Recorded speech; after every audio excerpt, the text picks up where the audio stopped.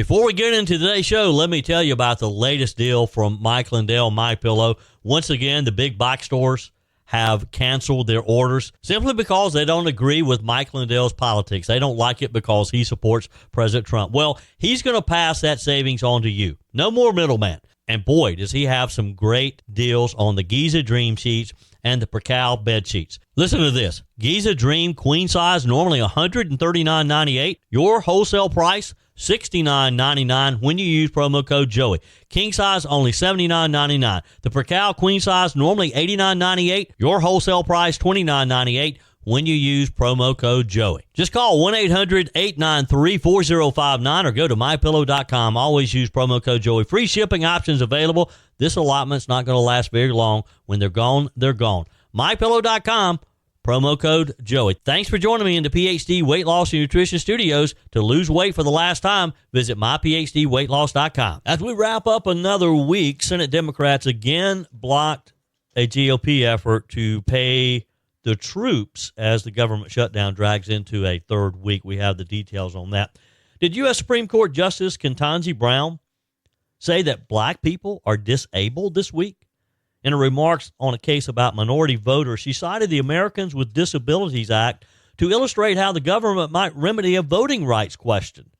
This one is quite amazing. You're going to want to stick around for this. Nancy Pelosi showed her true colors this week in response to a question about January the 6th that has now gone viral. It's quite amazing, too. Country music fans in Greenville were disappointed when newly separated Keith Urban canceled the concert last night. Did it have anything to do with this sudden separation from Nicole Kidman? Stick around. I have the official statement in today's show. And next Tuesday, October 21st, voters in South Carolina Senate District 12 will select the GOP nominee for the special election to fill the seat vacated by Senator Roger Nutt due to health reasons. Justin Bradley is one of the three candidates on the ballot. He'll be joining us today as well. I told you we'd be back. And ye shall know the truth, and the truth shall make you free. It's Joey Hudson. I wanted to name it the Joey Hudson bill, but, they don't allow you to put names on bills. But I wanted to call it the Joey Hudson bill because I know that one's been near and dear to you for a number of years. That's how it's done. Let your voice be heard. And the truth shall set you free. Here's Joey Hudson. We're now headed into day 16. Or is it 17? I get confused. I can't keep up with it. Anyway, the federal government is still shut down. And if you've been following the back and forth up in Washington, it's starting to sound like a broken record. This week, Senate Republicans tried to do something pretty straightforward, something that in normal times you'd think would get unanimous support. It's real simple. Pay our troops. Pay the men and women in uniform, protecting our country, protecting our freedoms. But Senate Democrats, again, blocked that bill, leaving the men and women of our armed forces caught in the political crossfire. Now, the measure Republicans brought forward was the annual defense appropriations bill. It's one of, 12 appropriations bills, a routine piece of legislation that keeps the military funded and our national security operations running. Has nothing to do with Obamacare. Senate Majority Leader John Thune from South Dakota led the charge, saying, look, this shouldn't be controversial. Let's pay our service members and then deal with the rest. Pretty reasonable, right? Democrats, though, led by Chuck Schumer, dug in their heels and blocked the bill for the 10th time since the shutdown began. 10 times they have voted no. Now, a handful of Democrats broke rank, and I want to continue to give them credit. John Fetterman of Pennsylvania, Catherine Cortez Masto from Nevada, and Jean Shaheen of New Hampshire all voted with Republicans to move the bill forward. They have been steadfast in their support, in their common sense. Fetterman said it best, I think the people in our military deserve to get paid. That's what my vote is about. Good for him.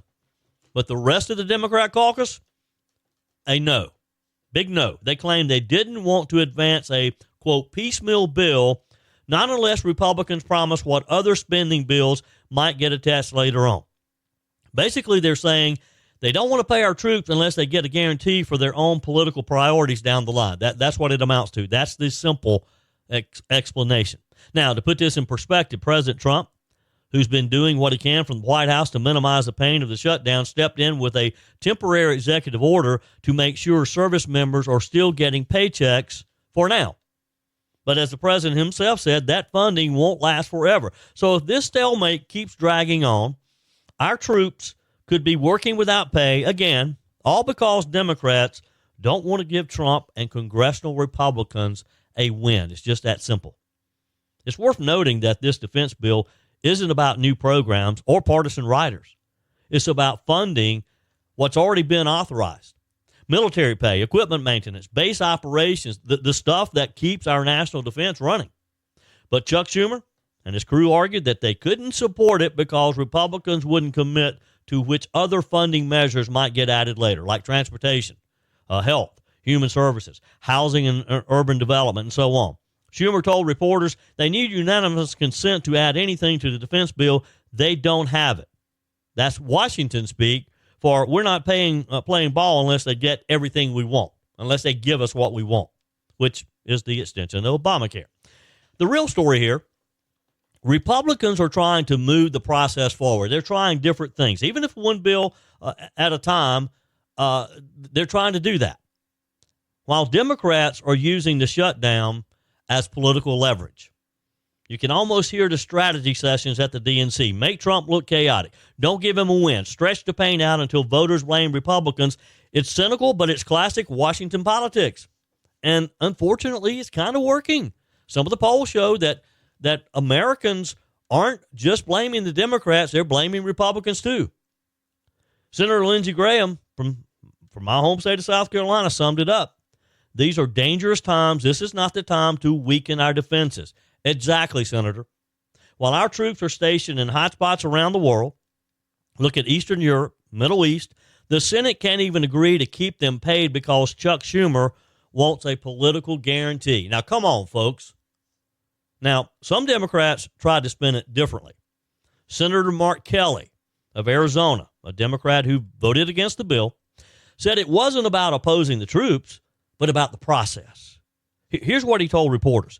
This is not the way we normally do this, he said. We would normally have an agreement on a process to vote on appropriations bill, not one bill. In other words, we can't just do our jobs unless we have a big, complicated, prearranged deal. That's exactly the kind of bureaucratic nonsense that drives me nuts, drives you nuts, drives all Americans crazy. Meanwhile, back home, military families are watching the news wondering if their next paycheck will clear. These are families living, some of them, paycheck to paycheck. Spouses raising kids while their loved ones are deployed overseas. They don't care about Senate process. They don't care about who's a Republican, who's a Democrat. They care about paying rent. They care about being able to grocery shop and keeping the lights on, paying their car bill, their insurance. And it's absolutely shameful that Washington politicians can't even come together to guarantee that. Republicans like Senator Thune say the optics couldn't be worse for Democrats. If they want to stop the defense bill, he said, I don't think it's very good optics for them, obviously. No kidding. No kidding. Because when this shutdown drags into week 3 and those military paychecks stop coming, the American people are going to remember who voted against paying our troops. It's just that simple. It's shameful that even the Democrats can stoop this low. The irony, of course, is that Democrats love to wrap themselves in the flag during election season. They talk about supporting the troops, honoring service, standing up for democracy. But when it comes time to put their money where their mouth is, literally, they fold like cheap lard. It's not about the troops. It's about politics. And this week, Chuck Schumer made that painfully clear. The bottom line is this. While the Senate plays politics, President Trump is doing what he can to keep things running. He used emergency measures to ensure military pay continues. Again, that's a temporary fix. Don't know how long that's going to last. His hands are tied without Congress passing a full funding package. Republicans are trying to move piece by piece, keep the lights on, pay the troops, reopen departments, while Democrats refuse to budge unless they get a massive all-or-nothing deal that includes a lot of their pet projects. Again, the American people, you and me, we're the ones paying the price. We're the ones having to suffer, and especially those essential workers like our military who are having to work whether they're paid or not. So what do you think? Should Congress pass the defense bill immediately to guarantee our troops get paid? Or should Democrats keep holding the line until they get what they want, till they get their way? Send me a quick text.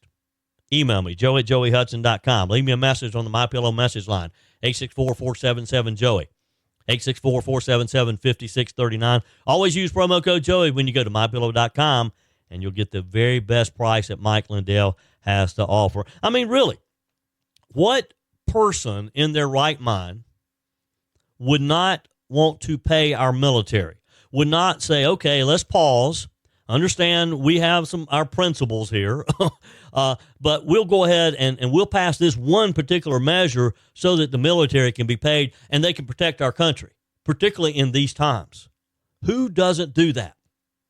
Help me out here. Help me understand it. Let's be honest. Those summer vacations and backyard barbecues added some extra pounds, right? But instead of feeling guilty or falling further behind, it's time to reset, drop the weight, and get back in control. The solution isn't a shot. Real lasting weight loss starts with your mind, not your mouth. At PhD Weight Loss, Dr. Ashley Lucas and her team help you uncover the real reasons behind your weight gain so that you can reprogram the way you think about food forever. PhD clients lose up to a third of their body weight without ever taking a drug. I know because I lost 33 pounds with PhD weight loss. Through real food, behavioral coaching, and proven science, your body can become a natural fat-burning machine. Why risk spending thousands on shots that strip away muscle, come with dangerous side effects, and leave most people regaining 60% of the weight within a year? With PhD, you'll activate your body's natural appetite control, burn fat safely, and stay in control. Even if you're already on Ozempic, PhD can help you transition off while still losing weight. Take the first step today. Call 864-644-1900 or visit myphdweightloss.com. Well, the U.S. Supreme Court is back in the headlines. And this time, it's not because of a big decision, but because of something that Justice Ketanji Brown Jackson said from the bench that's got a whole lot of people talking.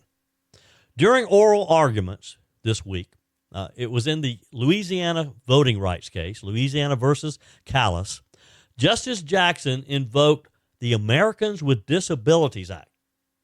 The Americans with Disabilities Act to make a point about race-based redistricting. People were scratching their head. Americans with Disability Act to make a point about race-based redistricting? Are you kidding me? And let me tell you, it didn't go over too well. Now, before we get into what she actually said, here's the backdrop. This case is about how far states have to go to consider race when they draw congressional maps under Section 2 of the Voting Rights Act. Louisiana Republicans argue that their map, which includes only one majority black district out of 6, very similar to my home state of South Carolina, we have 1 out of 7. They argue that this was drawn fairly and without discriminatory intent. Civil rights groups claim it still needs results in black voters being underrepresented even if no one intended to discriminate. Now, that's the big legal debate here, intent versus outcome. So during questioning, Justice Jackson, one of the court's most liberal members, jumped in and said basically, hey, discrimination doesn't always depend on intent. Sometimes systems themselves are unfair by design, and that's when she used the ADA as an example. She said, Congress passed the Americans with Disabilities Act against the backdrop of a world that was generally not accessible to people with disabilities. She compared that situation with how the voters' right intended. Let me just let you listen to her yourself. Going back to this discriminatory intent point, I guess I'm thinking of it, of the fact that remedial action absent discriminatory intent is really not a new idea in the civil rights laws. And my kind of paradigmatic example of this is something like the ADA. Congress passed the Americans with Disabilities Act against the backdrop of a world that was generally not accessible to people with disabilities. And so it was discriminatory in effect because these folks were not able to access these buildings. And it didn't matter whether the person who built the building or the person who owned the building intended for them to be exclusionary. That's irrelevant. Congress said the facilities have to be made equally open to people with disabilities if readily possible. I guess I don't understand why that's not what's happening here. And with that, as you can imagine, the internet exploded. Critics jumped on the comment, accusing Justice Jackson of comparing black voters to disabled people, which she kind of did, didn't she? Now, I guess to be fair, she was trying to use an analogy comparing access to buildings under the ADA to access the ballot box under the Voting Rights Act. It's not exactly how it came across, though. In today's world, words matter. They remind us of that. And when a sitting Supreme Court justice uses the phrase, they're disabled, to describe minority voters, that's going to kind of raise eyebrows. That's kind of a big deal. So let's be honest here. The optics here are terrible. You have the first black woman ever appointed to the Supreme Court essentially suggesting that black voters need the government to build a ramp so they can participate equally in democracy. That's not just a poor analogy. That's patronizing. I mean, it reinforces this tired progressive narrative that minority Americans are somehow helpless without government intervention. That's insulting. That's not empowering. Now, the justice was following up on a line of questioning from Justice Elena Kagan, who was pressing Louisiana's lawyer on whether states must remedy discrimination even if they didn't mean to discriminate. But what Ms. Jackson was arguing, and this is the key, is that intent doesn't matter if the outcome produces inequality. That's the philosophical divide here. Conservatives believe the Constitution guarantees equal opportunity, that the law should be colorblind. Liberals, on the other hand, often argue for equal outcomes, meaning if the results aren't balanced, government has to step in and fix it. Government's always the answer, even if that means using race as a factor. That's what this Louisiana case is really all about. So when Jackson made her ADA analogy, the Louisiana Attorney General respectfully pushed back, as should have. He said, the difference, Your Honor, is that remedies under the ADA aren't race-based. And to her credit, Jackson immediately agreed, saying, I take your point. But then she added, so what you're saying then is that if the problem of no access is about race, it's just too bad because you can't have a remedy that relates to race. The attorney said, absolutely not, Your Honor. But at that point, the damage was done. Her use of the word disabled in context with race was already out there. It was already making waves online. People were already responding on X within hours. Critics on X were calling it a Freudian slip that revealed how the left views racial politics. And they're right. Some wrote, did she just call black voters disabled? Others said it showed how liberal elites see minorities not as equals, but as dependents, forever needing protection, forever needing oversight, special accommodations in every situation. And honestly, they make a fair point, don't they? Think about it. Justice Jackson's argument might have sounded academic in the courtroom, but the underlying message fits perfectly with what we've seen from the left for years. This idea that America is inherently unfair, that minorities are victims who can't succeed without government assistance. That's the same thinking behind affirmative action.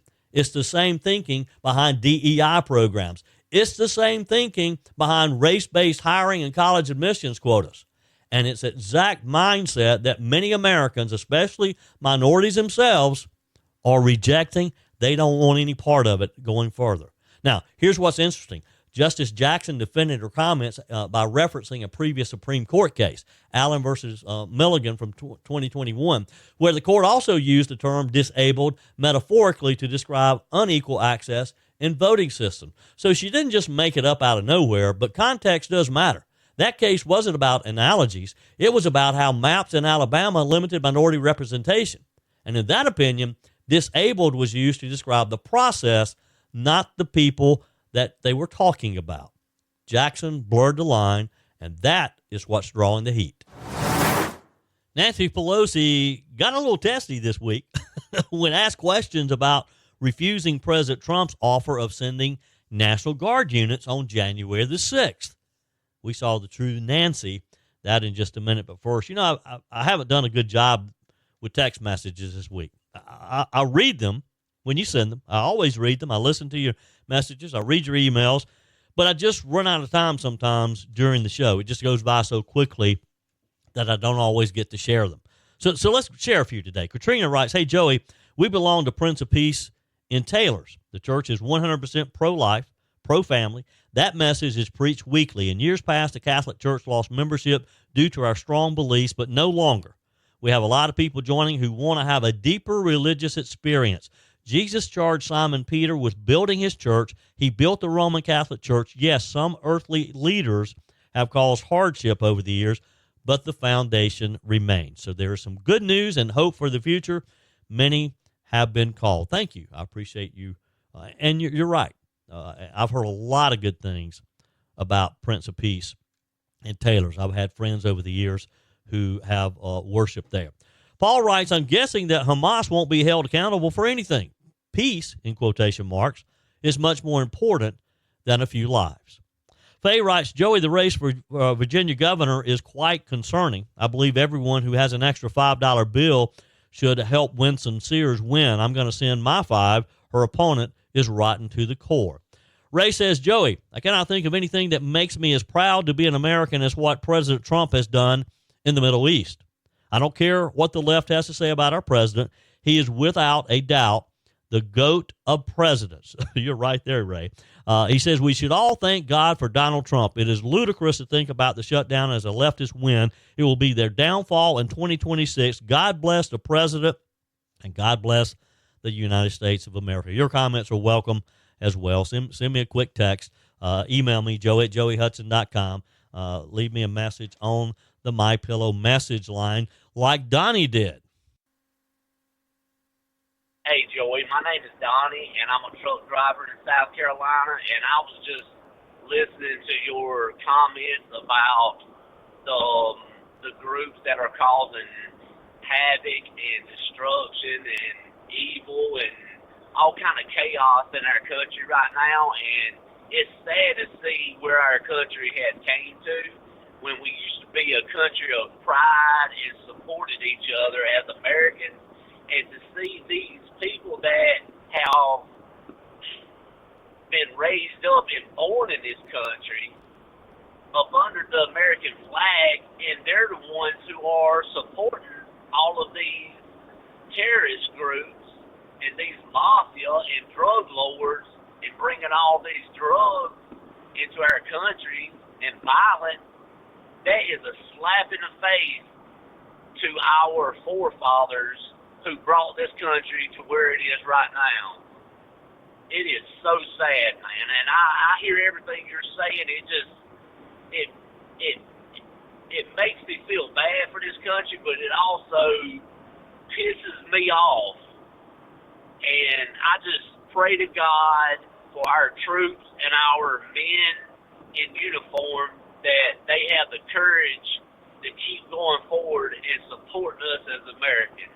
We've got to support them too. So thank you for doing a good job, Joey, and keep on going, brother. I support you and everybody who's making this country better. God bless America.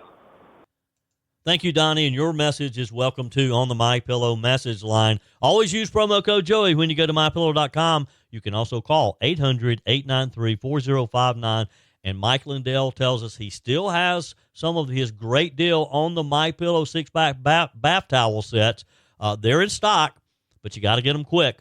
His proprietary technology makes these the most extremely absorbent towels you'll ever own. Plus, they're comfortable. They still provide that soft feel that you look for in a towel. That's what I love about them. They're my favorite towel that I've ever purchased. The set comes with 2 bath towels, 2 hand towels, 2 washcloths. Regularly, they price $69.98. For a limited time, you can get this 6-pack towel set for only $39.98, but you got to throw my name around. You got to tell them Joey Hudson sent you. Use promo code Joey when you go to MyPillow.com, or again, call 800-893-4059. Have your credit card out. 6 packs of towel sets, $39.98 with promo code Joey. It's not going to last long. Go ahead and start buying for Christmas. They're great Christmas gifts, and I promise you, everybody will love you who you give a 6-pack of MyPillow towels to. You know, every once in a while, Washington gives us one of those moments that perfectly sums up the attitude we see from career politicians who've been in power way too long. And this week, that moment came courtesy of our very favorite Nancy Pelosi. Yep, the former Speaker of the House, the same Nancy Pelosi who spent years lecturing America about protecting democracy and respecting the press. She told a reporter to just shut up on Capitol Hill this week. Here's what happened. Pelosi was walking outside of the Capitol when Allison Steinberg, and you've seen Allison, she's kind of popped up recently. She's a reporter with Mike Lindell's Lindell TV. And she asked her a perfectly reasonable question, one that Americans have been asking for about 4 years now. Why did you not allow President Trump at the time to send the National Guard to help with security on January the 6th? Here's the exchange. Congresswoman Pelosi, are you at all concerned that the new January 6th committee will find you liable for that day? Are you at all concerned about the new January 6th committee finding you liable for that day? Why did you refuse the National Guard on January 6th? Shut up. I did not refuse the National Guard. The president didn't send it. Why are you coming here with Republican talking points as if you're a serious journalist? The American people want to know. We still have questions. Thank you. Now, when you saw the video, this young Miss Steinberg just kind of turned and smiled at her camera. Pelosi just ignored the question. She just kept walking, and her staff started ushering her along. So, as you heard, Steinberg asked again, are you concerned about this? No answer. Then Steinberg pressed one last time. That's when she spun around, pointed her finger at her, yelling, shut up. Now, is that how a former Speaker of the House, is that how a current sitting member of Congress should be acting towards the press? I mean, just imagine if that were Speaker Mike Johnson. Imagine if a conservative lawmaker, let's say Marjorie Taylor Greene or Jim Jordan, told a CNN or an MSNBC reporter to shut up. We'd see wall-to-wall coverage on every major network. There'd be think pieces about the danger to democracy, attacks on journalism. But because it was Nancy Pelosi, and because she was yelling at a conservative reporter, Mike Lindell's conservative reporter at that, the mainstream media barely blinked, if at all. Now, here's the kicker. Pelosi didn't just tell her to shut up. She also accused the reporter of parroting Republican talking points. As you heard her say, why are you coming here with Republican talking points as if you're a serious journalist? Well, she is a serious journalist. Folks, this is the kind of elitist arrogance that just drives me insane, and I know it does you too. When the media goes easy on them, they smile and talk about the importance of a free press. But the moment someone asks a real question, especially from a conservative outlet, suddenly it's fake news and Republican propaganda. Sound familiar? So let's get to the substance of the question. Because whether Nancy Pelosi likes it or not, there's still unanswered questions about who made what decisions leading up to January the 6th. House Republicans issued a report back in 2022 that accused Ms. Pelosi herself and other top Democrats of failing to secure the Capitol despite multiple warnings about possible unrest. That report claimed Pelosi's office declined several offers of National Guard assistance and that the Capitol Police were left undermanned and underprepared. Pelosi has always denied it, of course. She insists that President Trump was the one who didn't send the Guard. But here's the truth. The president can authorize National Guard, but it's up to the Capitol Police Board, which reports to the Speaker of the House, to make the formal request. Now, think about this, too, in today's time, when there are states, there are Democrat cities all around the country that the president is almost having to force the National Guard on because these Democrats don't want him sending the National Guard. But yet Pelosi's claiming now that it was his fault, that the National Guard was not there to help back them up. January the 6th, that request did not go in, did not come in time. That's not speculation. It's documented in the timeline of events that day.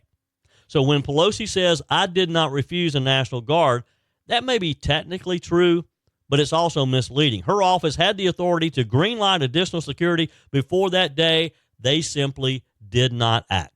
Your comments are welcome on the Furman Ford text line, 864-477-JOEY. That's 864-477-5639. Emails always welcome, joey@joeyhudson.com. Speaking of the Furman Ford text line, it's never been more important to support locally run businesses owned by people who actually live here in the upstate. Let me take a minute to talk with you about our friends at Furman Ford. If you're looking for a new vehicle, maybe a great pre-owned vehicle, one you can trust, or maybe you're looking to order that special vehicle. Either way, if you want a new one, a brand new one, or a pre-owned that you can trust, the folks at Furman Ford, they're there to help you. Their name is on the sign because their name is on the line, because every single transaction is important to them. Jim Furman, Matthew Furman. They do business the right way. When you stop by, when you give them a call, or maybe when you just send them a quick email, you're always going to have access to a member of the Furman Ford family. And by the way, they also offer great service, and you're not going to have to wait weeks and weeks to get it done. And you do not have had to purchase your vehicle at Furman Ford. Doesn't even have to be a Ford. They service all makes and models. Visit my friends at Furman Ford online at furmanford.com, furmanford.com. Next Tuesday, if you haven't already voted in early voting, voters in South Carolina Senate District 12 will be going to the polls to elect someone to fill the vacancy created when Senator Roger Nutt had to step down due to some health issues. There are three candidates: Justin Bradley, Hope Blackwell, Lee Bright, and on our guest line today is Justin Bradley. Welcome, sir. How are you? Hey, Joey. I'm doing well. Thanks for having me on. I appreciate your time. Let's just start, if you will, with your elevator speech. Who is Justin Bradley, and why would you make a good state senator? Yeah, absolutely. So I'm lifelong Spartanburg resident. Spartanburg is my home. I live in Greer with my family, my wife, and three kids. And the reason that I'm running for state senate is because I just really believe that we need a new generation of leaders, conservative leaders, that are willing to step up and actually fight for real solutions, not just another career politician that's going to talk about these issues, the issues that have been plaguing our state really my whole life, roads and infrastructure and education and, corrupt politicians and all of these issues that we spend all of our time talking about, but actually work on getting real solutions passed on those issues based on conservative principles. Yeah. Without going into any detail, because we'll kind of drill down on some of the issues, what would you say are the five most pressing issues facing South Carolina right now? Yeah, there's four that as I've gone door to door and talked to people in the district, there's really four that keep bubbling up to the top for me. Roads and infrastructure has to be number one, and then education, and that's an issue that's pretty personal to me as well. Law and order and judicial reform, I think, go hand in hand together as an issue that people are very concerned about right now. And then I think taxes and spending are right at the top of the list as well. Yeah. Well, let's jump in then, and let's start with judicial reform. It has become an issue recently as we hear about judges allowing violent criminals to be released only to commit more crime, and in some cases even murdering innocent victims. What specific changes would you propose to see that judges are held accountable and that the right judges are chosen? Yeah, the first change that we have to do in our judicial system in South Carolina is we've got to get away from the legislature having really the majority voice in picking our judges. South Carolina is one of only two states that does that. Joey, as you know, my background is I'm an attorney. But when I graduated from law school, I didn't go into the courtroom. I decided to go and help businesses and help them navigate laws and regulations that they deal with, so they can just do the business that they love. So my entire career, I've had to help companies deal with, really getting these frivolous lawsuits and getting issues that are coming at them left and right, so they can just do the business that they love. And one of the problems that we run into is these lawyer legislators that are involved in helping to pick the judges. The truth is, it's just a conflict of interest. They can then go and practice in front of those judges. they can make sure that, their clients have a little bit of an advantage.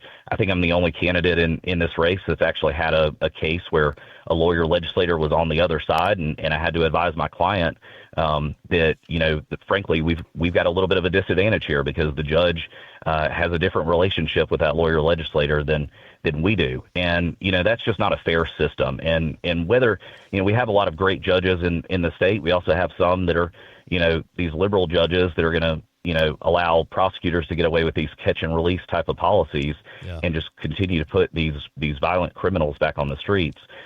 We got to get away from that system. Yeah. Justin Bradley is my guest today. He is one of 3 candidates running in the special election for South Carolina Senate District 12.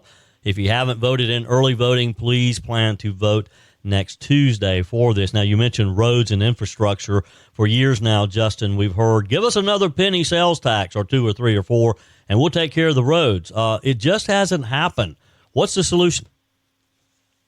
No, we put a lot more money into the system, and I think there was another study that was released last week that just showed that our roads continue to get worse. They're below the national average. They continue to get worse, and that's what we all see every day as we're driving around, bumping into potholes. I just had to get new tires on my car yesterday because of a pothole that I hit that knocked my tires out of alignment and cost me a lot of money. And that's happening to folks all over the state and all over District 12. The truth is we don't need more money. We got to fix the system. And, that involves modernizing our DOT infrastructure, actually looking at DOT. Let's use some tools in our toolkit, whether that's AI tools or, scrutinizing the spending to look for waste, fraud, and abuse. But we've also got to get rid of some of the red tape. I served on county council, and there are a lot of shovel-ready projects that our local governments have ready to go, but they need the money to be able to do that. Right now, the money goes through a web of bureaucracy through DOT and the county transportation committees, which are actually controlled by the legislature, to our county councils and our municipalities. We've got to get rid of some of that red tape and bureaucracy and actually put more money directly into the roads and not just continue to funnel all of it through this web of different agencies. Yeah. Justin, many Republicans have been calling for lowering or even eliminating the state income tax. You mentioned tax as one of your top issues there. Would you support reducing or maybe even removing income tax? And if so, how would you offset the lost revenue while maintaining the essential services? Yeah, I'm in favor of eliminating the state income tax. That's not something we can do overnight, but we've got to have a proposal that actually takes us to zero. And, there's a couple ways to do that. The truth is, when we continue to have these $1 billion plus surpluses every single year, we have the money there to be able to continue to put that into reducing the income tax year over year. Do what our neighboring states have done. We have states that are our neighbors that are going to be lower in terms of their rate, over the next couple of years and continue to get on a path to zero. We're one of the few states that don't have a law passed that actually is going to get us there in the Southeast. The other thing we have to do is we've got to cap our spending. Right now, our spending for our budget has just gotten out of control. It's growing faster than population and inflation, and we've got to get it under control. And, at the end of the day, let's put more money back into the taxpayers' pockets. Yeah. Justin, we have time for about one more question here. Time just goes by real quickly, doesn't it? In 2023, the General Assembly passed the heartbeat bill restricting most abortions after about 6 weeks. Do you believe this legislation went far enough? Would you support additional pro-life measures? No, I don't think it went far enough because I believe life begins at conception. And so I want to extend those protections to every unborn child beginning at conception. And I've certainly taken a little bit of heat because, at the end of the day, there needs to be the push to get that done. But we also have to do it in a way that takes into account and looks at how can we not only protect the unborn, but also, look at the mothers and treat them humanely, because we just have had 50 years of the abortion industry that has just continued to take a culture of life and twist it upside down to a culture of death. And we've got to restore that culture in our country. And that starts with getting those protections extended. Yep. Justin, appreciate your time today. Give us your website if people would like additional information. Thanks, Joey. Yeah, they can find me at justinforsc.com. justinforsc.com, and be sure and vote next Tuesday, October 21st. Appreciate your time, and hope you have a good day. Thank you. That's it for today's edition of Just the Truth. Thanks for joining me in the PhD Weight Loss Studios. To lose weight for the last time, visit myphdweightloss.com. If you haven't joined my mailing list yet, visit my website, joeyhudson.com. Click on the Connect with Joey button so that you can receive our emails and the most up-to-date news. Also, join me on my YouTube channel. Be sure and like, comment, and subscribe. Just search for Joey Hudson. As always, thanks for spending a few minutes of your day with me. Do me a favor and forward this episode to a few friends. Just click on the share button and send to your contacts. We need to build an army of conservatives to win our country back, and we can do that by continuing to share the truth with our friends and family. Keep those comments coming via the Furman Ford text line, 864-477-JOEY. Email to joey@joeyhudson.com, and I love your messages on the MyPillow message line. Again, that's 864-477-JOEY, 864-477-5639. Be sure and take advantage of the MyPillow special, just $14.88 on the standard MyPillows when you use promo code Joey. Order online at mypillow.com or call 800-893-4053. We're back again tomorrow and hope you'll plan to join us. Until then, remember, God's got this. He's still in control.